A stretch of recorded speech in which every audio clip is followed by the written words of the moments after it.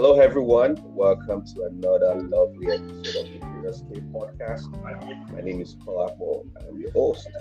And if you're joining us for the first time, the Real Estate Podcast is a show where I meet with amazing startup founders, ecosystem builders, VCs, policymakers, and everyone working to make this different in Africa.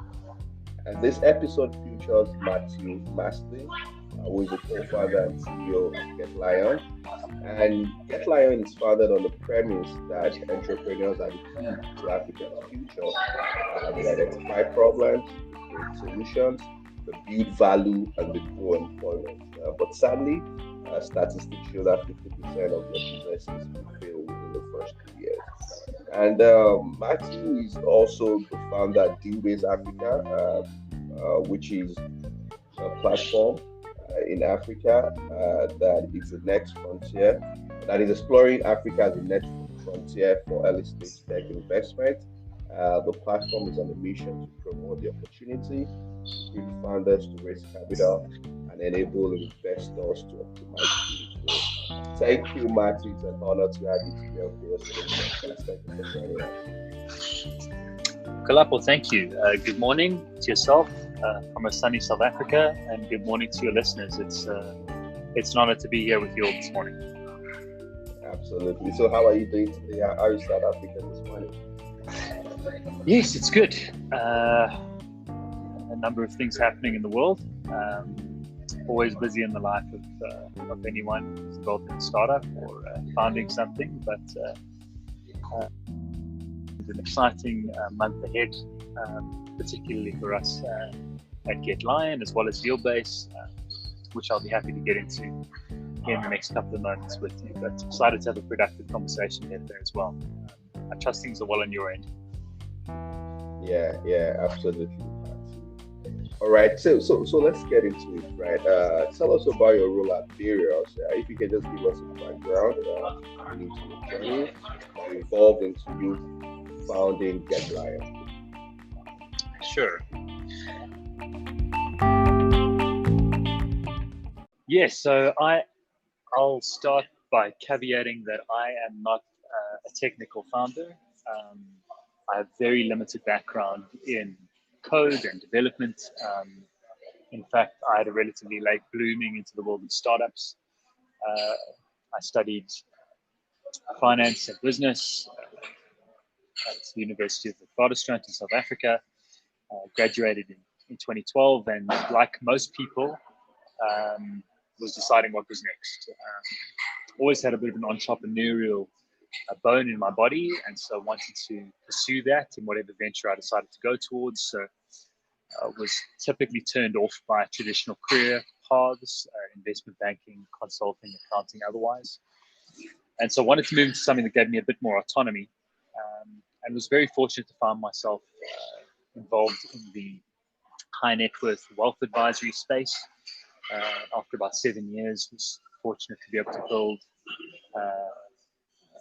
relatively successful client book and exit that book to a relatively favorable degree in 2019. And throughout that journey, it allowed me to really get my hands dirty when it came to building a business on the sales front, on the management front, hiring, firing, etc., and dealing with some pretty impressive individuals when you're consulting into the high net worth and ultra high net worth space, particularly when it has to do with wealth management. You get to deal with some amazing people, and a lot of those people were themselves founders. Along that period, I was also very intrigued on a number of side hustles and a number of angel investments, if you would. I had an investment in the coffee business, did some property investment as well along the time, but realized towards the end of that tenure that really I wanted to move into the world of startups. Had become incredibly intrigued in global tech and the trends. Like most people, typically stumble upon Y Combinator and everything that's happening in Silicon Valley. Did that in about 2015, 2016, and did their online startup school as part of their first cohort. And really was just always fascinated with that world. So in 2019, once I exited the wealth management industry, really knew I wanted to get into the world of startups next. Had a little bit of capital and now time to my name. Got married and was really questioning what I wanted to do next. And after a couple of months, it arrived on me the idea that I wanted to build a tech accelerator for the South African market.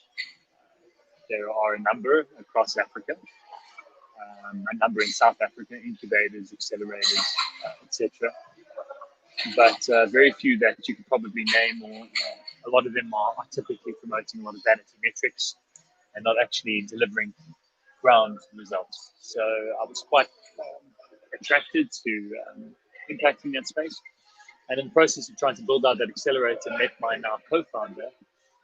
And we realized that we wanted to impact more than 50 startups a cohort every single year. We wanted to impact thousands of small businesses and MSMEs. And that really birthed the idea of getlion. So it was a 9-10 year journey in the making, but ended up being an incredible one along the way. So now that you found that getlion, what was the process of launching now for you? You mentioned you're now one of the technical founders. Yep. How was the team able to come together first of all, and how did it evolve into, like, is it a mobile application that's going to make this work? How are you onboarding people on the platform? It would be great to hear that from you. Sure. So yeah, both myself and my co-founder actually are non-technical. So despite a few business wins behind us, getting to the world of building tech-backed solutions was very new for us. But thankfully, in the process of learning how to design acceleration programs, I knew the different checkpoints that we would need to reach in terms of ideation, in terms of trying to achieve product market fit and really getting a workable MVP to the market. So our entire mission was to try and democratize access. I know that's a word that's incredibly popular these days, but make entrepreneurship available to anyone. It was happening around the time that COVID-19 was really striking the continent, and more people were having to look at starting their own businesses. Again, getlion is very much a venture targeting more small business, SME style organizations, whereas dealbase, that I'll touch on in a minute, is particularly there to support startups and founders and investors in the market. But getlion was really, how do we build a one-stop platform that allowed any individual who wanted to start a business to access the support and remove a lot of the barriers that they were anticipated to face. A lot of those barriers, by the way, are pretty high level, but in our initial market research, we understood that people had massive gaps in their knowledge in terms of how to actually go about starting a business. And even if the idea that they wanted to launch was worth pursuing, they typically lacked the systems and the infrastructure. And that goes down to the basics of which bank account should I open, to how do I implement an accounting process in my business, what's the most effective marketing mechanism, et cetera. And then obviously funding was a very big prohibitor, as well as access to markets. How do I get this solution that I've now built, whatever that business is, whether it's a corner store or a consulting service, how do I get that in front of the right customers? And so for the better part of 12 months, we were working on building, for lack of a better word, a generalist app that was going to help entrepreneurs across all of those fronts. And that was both a good and a bad thing, by the way. We've learned some good lessons over the last 12 months. Had really good uptake in terms of user numbers, several thousand entrepreneurs joining the platform and engaging with what we had built. Right at inception, it's worth me mentioning, we're very fortunate to secure a strategic investment into the company. So we had some cash runway to play with as well. I wanted to ask, like how much are you able to raise at that early stage? So again, there were some terms to the round, so it wasn't a straight equity round. But it ended up being probably about $170,000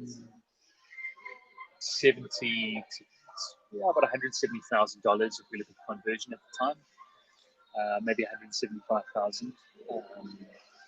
And that line obviously gave us more than enough runway to run a super lean team. And I think just touching on that fundraise, the challenge there, and previously I was a believer that you didn't have to have a CTO in a business. For many years, Y Combinator or a lot of the leading accelerators almost insisted that you had a CTO in the company. Yeah. And I always used to get very defensive, as I'm sure a number of founders do, thinking, why do I need a CTO? I can do this by myself, those sorts of things. And it actually has very little to do with the fact that you can't build or cannot build the product technically. It actually purely has to do with cash burn. We ended up spending a good 75 to 80% of that raise on technical development, having to outsource that. And so, if we're talking about, and obviously South Africa has slight discounts on certain tech talent, and it's one of the advantages of building from here. But nonetheless, you're really spending a significant amount of cash. And so I often encourage founders, look at this from an investor's perspective. They are looking to de-risk the investment as much as humanly possible. And if you don't have the technical competency to build the product yourself, that's one of the issues that you will have in raising cash, because they know, and I now know from personal experience, that you will need to bring in tech talent at a cost, typically at a premium. All right. Yeah. So after like raising the cash, spending a lot on building the technical stuff. I mean, what was like the business model design for GetLion at the get-go, and how has that evolved? Sure.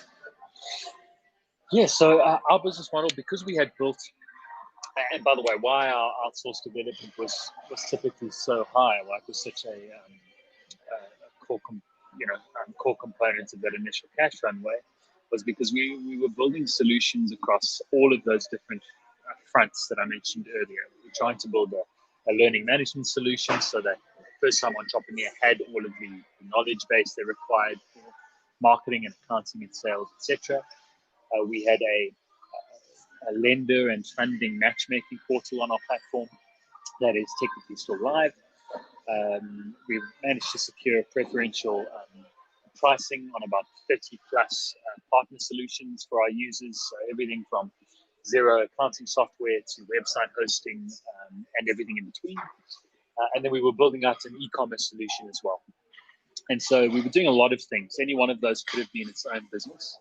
And in hindsight, we learned some good lessons there. And just as a bit of an update, and why I say that the next month is quite an exciting time for GetLion in particular, is because having built such a generalist support app, we decided we would need to re-raise. Started a fundraise again towards the end of last year, and again we're able, very fortuitously, to bring on an incredibly valuable strategic investor and raise a sufficient enough round to get us to a seed round later this year. So having built a lot of the tech infrastructure, we needed some cash to still get us to the metrics that a lot of VCs typically require from a traction perspective. And so we're really refocusing our solution as being an e-commerce business in a box first, supported by all of these other tools that will make it easier for people to start businesses across the continent. And that's what our recent fundraise has enabled us to do, and we will relaunch the platform in May of this year. So very exciting times on the GetLion front. All right. And the launch is going to be Pan-African or just South Africa? So yeah, we'll launch domestically first, and then look to expand from there. I will say this though, that a lot of founders are, particularly when they are raising from investors, there is a temptation to push very hard on Pan-African expansion, and sometimes to their detriment. So I think we've seen, and even from our own investors' experience, scaling and expanding across border is very difficult. Africa is a beast unto itself. The markets are incredibly difficult and challenging in terms of that expansion. So we want to make sure we master things locally and then really have a good base to expand into, and great feet on the ground and people on the ground to help us facilitate that expansion across the continent. So launch in Africa, and or launch in South Africa and then expand upwards as we go from All right, interesting. I like that strategy, right? And I think it's very valid. I mean, it's important for you to be able to grow in your local ecosystem before you scale. I mean, I see some founders that they've not even dominated their community, and the next thing is they want to just keep expanding everywhere, and I think it's just important for people to understand the importance of growing in your local community, there. Sure. learn all the lessons, that scaling from that point. Yeah, so Sure. let's talk about dealbase.Africa. So is dealbase.Africa a spin-off from getlion, or is there a connection? Sure. So they're very separate entities. Okay. So I'll just start to say that. Like I mentioned, I think my passion is very much around equipping entrepreneurs, but there is a distinct difference between a startup founder and a traditional business or small business owner. And so Yeah. Getline really serves the small business owner and SME market well from a tech stack perspective. Dealbase has been Okay. created really to support startup founders and startup investors. And ironically, it has spun out from my experience with Getline. Towards the beginning of last year, in 2021, I knew that we would want to raise venture capital in preceding months. And so had very much to myself started collecting a lot of the data around who are the VCs that are playing actively in the different markets, and quite selfishly done that so that I would know exactly who to pitch. I know that's a big question. A big question facing founders across the continent at the moment is, I've Yeah. got this great solution, now I just need cash. And they typically are really good at building their products and even their businesses, but fundraising is a skill. I think a lot of people forget that it doesn't come naturally for most people. And so you really have to build this other side to yourself, and other side to your business when you need to start raising cash. Needless to say, on the back of those internal data collection efforts, in my conversations with a number of other funders, realized there was a big need for that data in the market. And so started publishing really just a weekly LinkedIn roundup that captured a lot of the fundraising activity across Africa. And one of the biggest enablers of ecosystem development and growth is simply growing awareness of the opportunities. So much like you're doing at the Curious Cape podcast, for local and global investors to see that there is constantly movement, growth, and success from round to round. A lot of founders can really play a contributing role in advertising the attractiveness of Africa and its countries as an investment opportunity. So that was really the mandate there. Put that out very without really too much of an agenda, and then realized that we could formalize that into a platform. So Dealbase, which is really the child of those efforts, will launch ironically next week. So good timing around this conversation. People can check that out, follow on LinkedIn as well as some other social channels, and check out www.dealbase.Africa. And so we're going to launch that in 3 phases, with some different tech enabling each of those benefits. First phase, which we'll launch next week, is very much an incredibly easy and accessible fundraising database.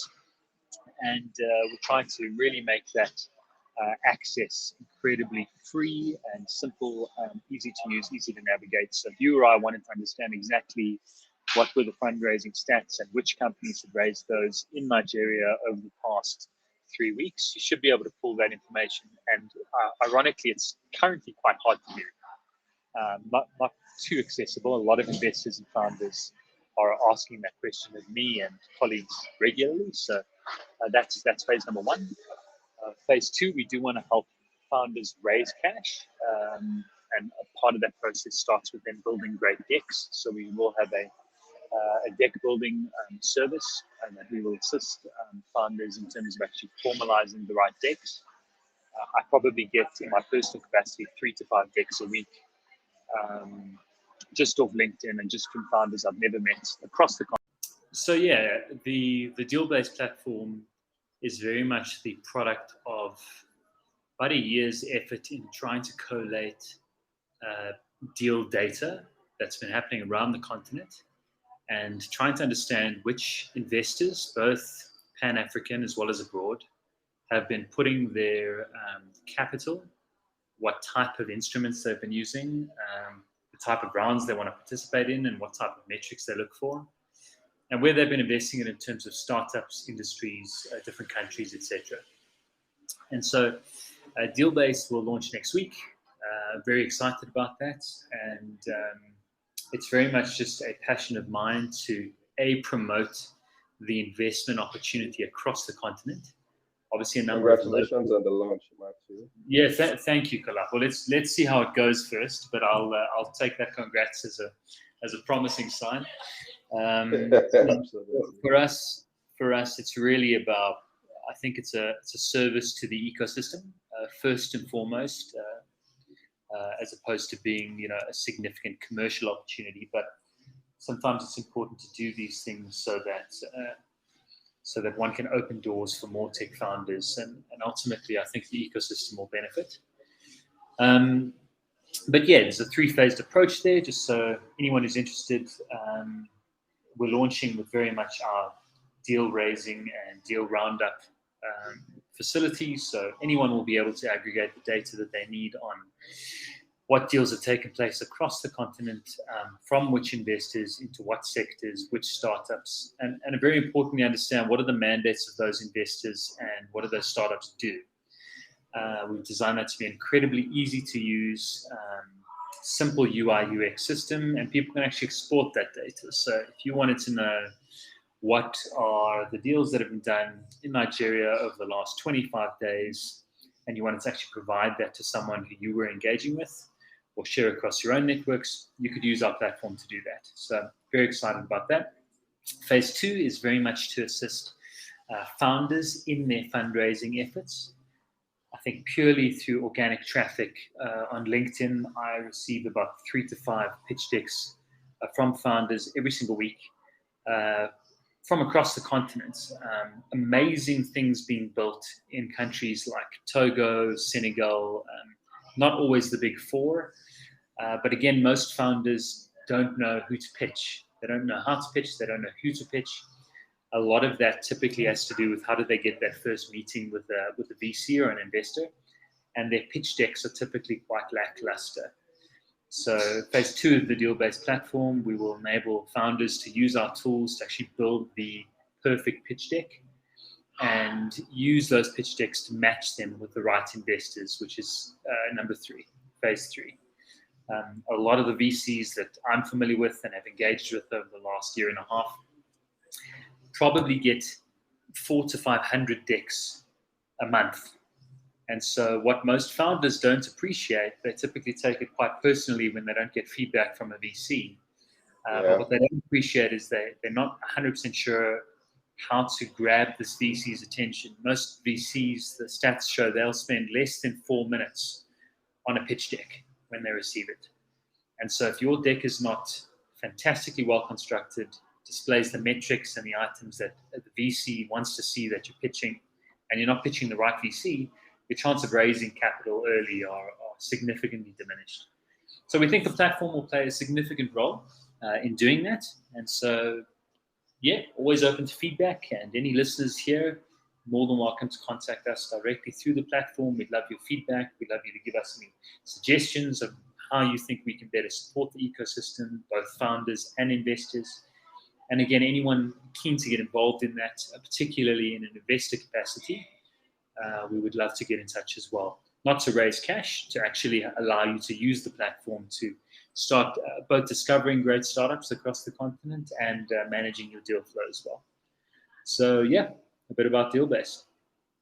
Absolutely. So what's your plan for Dealbase going forward? Is it a platform you're looking to monetize, or people will be able to access all this data for free? Because there are some other platforms that are building something similar to these, and I think they monetize to have access to some particular data. So what's the model of Dealbase going to be like? Yeah, Kalapo, good question.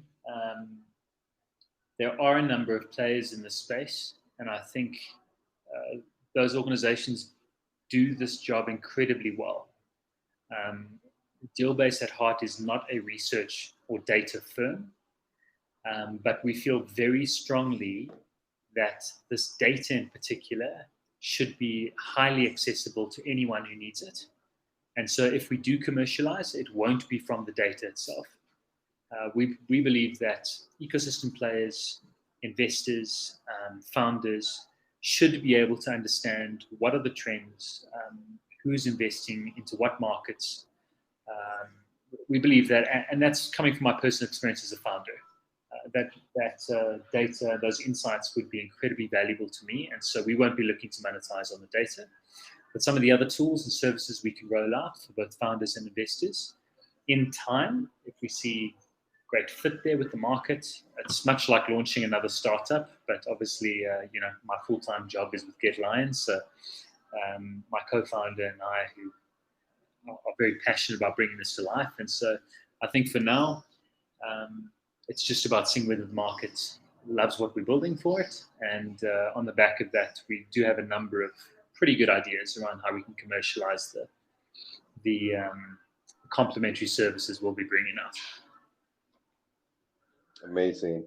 And I mean, thank you for sharing that. And I think that's very, very important for people to have access to this data, right? Because of course I work with quite a number of entrepreneurs here in Lagos, and it's always challenging when businesses get to the point of, okay, we have to raise money.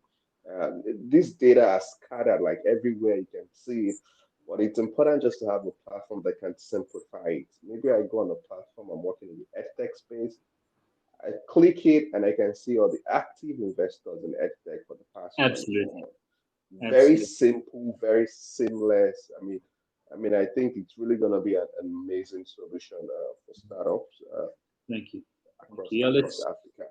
Let's see. Would love your feedback as well, Kalapo. So, but what I will say, just as a final point to the Dealbase platform, we feel very strongly that fundraising is not easy. It's made out to be quite easy. TechCrunch and all these wonderful startups announcing significant rounds. Those are all good wins for the ecosystem. But fundraising in itself is particularly difficult. You have a capital market inefficiency across the continent at the moment. Thousands of startups pitching for really what is not a significant pool of capital to disperse. And so we want to try and help those startups at least get in front of the right investors. That shouldn't be the part that they struggle with.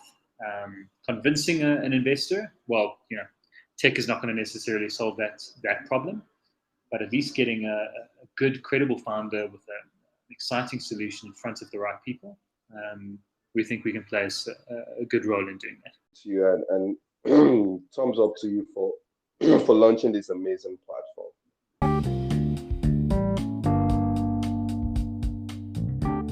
So as we round up, is there any other thing you'd like to share with us? Nothing in particular. I think I would just take my hat off to yourself, to the other founders who've been on the podcast, to any of your listeners here today. I think Africa is really at this precipice of becoming the destination for emerging market investment, and you see a number of very, very exciting fund managers, both emerging locally and some significant players, global players from abroad, making their first investments over the last 12 months. It is an incredibly exciting space, and so I think if you're building in Africa at the moment, you're building a solution for the market, keep your head down, build something that really solves good problems. If you're looking to fundraise, start fundraising before you need to. Build relationships with those investors prior to asking them for money. Sending a cold deck is never a great first impression. But I think what's very exciting is to be a part of the ecosystem. So, this for me is a great privilege. I'm humbled to be here, and as we all learn together, I think ultimately everybody wins. So thank you for having me. Absolutely. Thank you, Mathew. It's been an honor. It's been an amazing conversation. It's been great to have you on Curious K podcast. I mean, absolutely thumbs up to the great work you're doing. Getlion and dealbase.Africa. It's simply amazing. Thank you once again for taking time to join us. Thanks, Kalapo. Thank you. And thank you, listeners. All right. So, yes, that's it, everyone. Thank you for joining us on this episode of Curious K podcast. I hope you enjoyed the session like I did. And let's just keep in touch. I mean, look forward to more exciting episodes from us and see you guys next time. Bye-bye.